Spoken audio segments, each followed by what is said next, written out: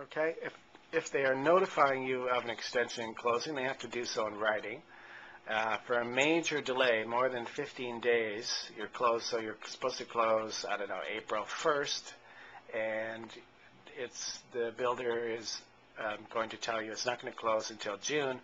That's more than 15 days. They've got to give you 65 days prior notice.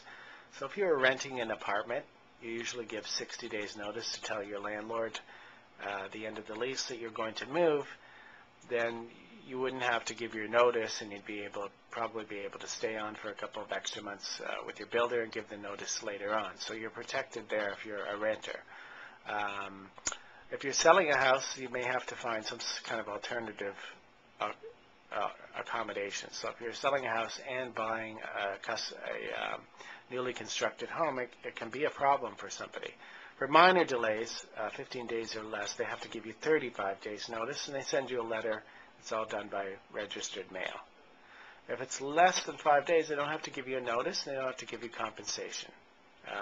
And sometimes there's a couple of days. So our clients need to know that sometimes buying a new home can be inconvenient in terms of your moving schedule or when you schedule time off to do this sort of thing, that you may hit that sort of last-minute delay.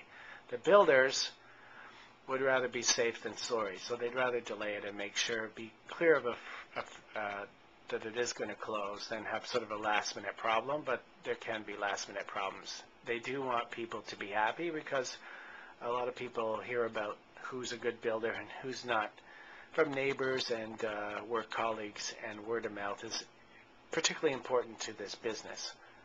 Okay? And then compensation for, if they don't give you the proper notice, you can sue for compensation, but under the Tarion program, it was capped at $5,000 for agreements before 2008. Now it's increased to $7,500. So that would cover, having to live in a hotel or something like that. So if this was a minor delay when they didn't give you 35 days notice, or a major delay where they didn't give you 65 days notice, you'd be able to get some compensation for your living expenses during that period of time. Okay? In agreements, you'll often find clauses such as some of the following that I'm going to talk about. A mirror plan. Mirror plan means that the builder will tell you in the agreement, we can flip the plan around. So if you look at the house from the street and the garage is on the left-hand side that's supposed to be built and the door is on the right-hand side, they could flip the plan around so everything is reversed. This might matter to some people who want the house to look a certain way, or they want it to look just like the little architectural picture or just like the model house.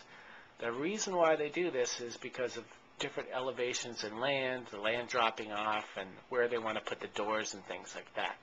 They'll also have a clause that will say they may have to put steps depending on how the land falls away, the elevation. So they're building the same model on different properties. Sometimes they may have to build steps. This could be important to somebody who is disabled if they expect it to be able to wheel out.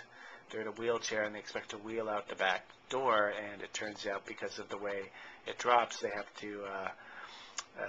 problems with the wheelchair. And sometimes there's steps down into the garage. The garage isn't on the same floor, and that's because of elevation as well.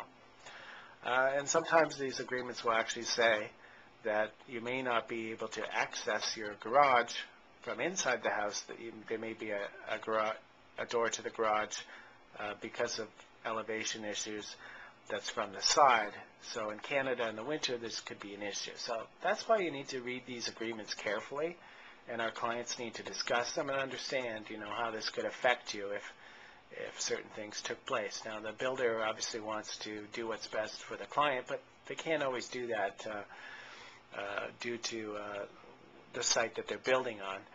And it could be significant to somebody.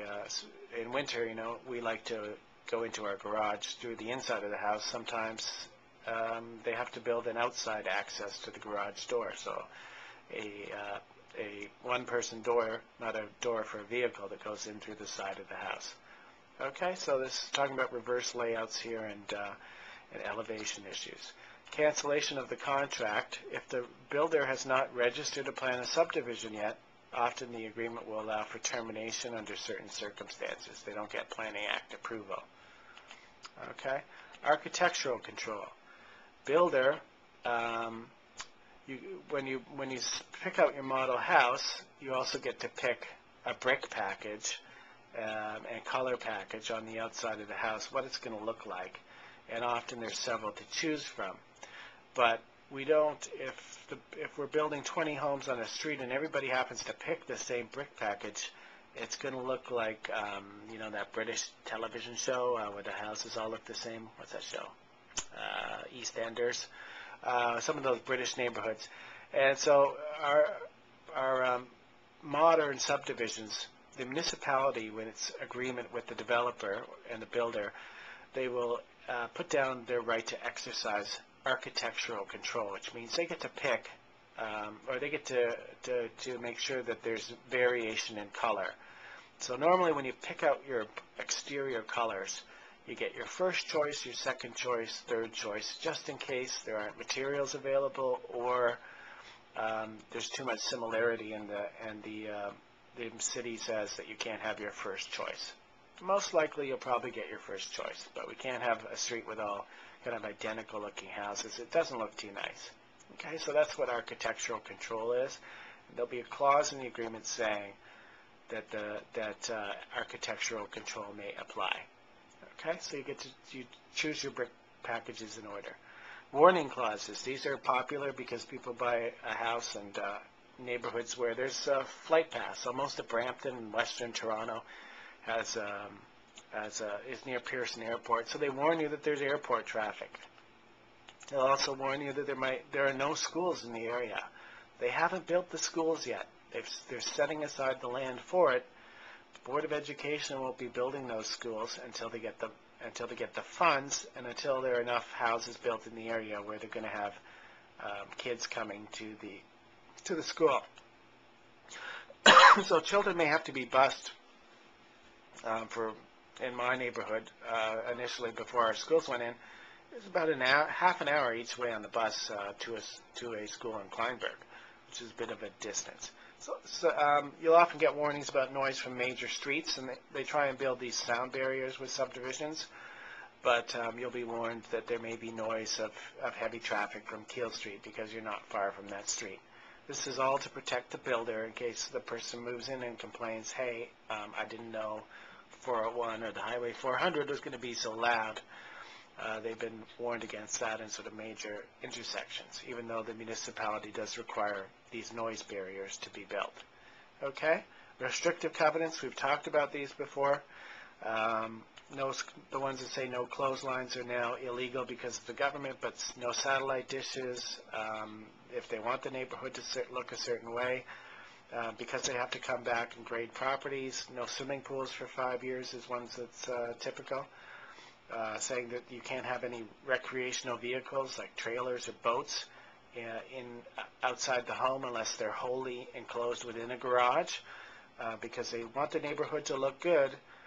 As they build the subdivision, people are still going to the model homes, driving through, deciding whether they want to build here, and the builders want these restrictive covenants and deeds. So you're agreeing in your contract with the builder to have these put in and consenting to them.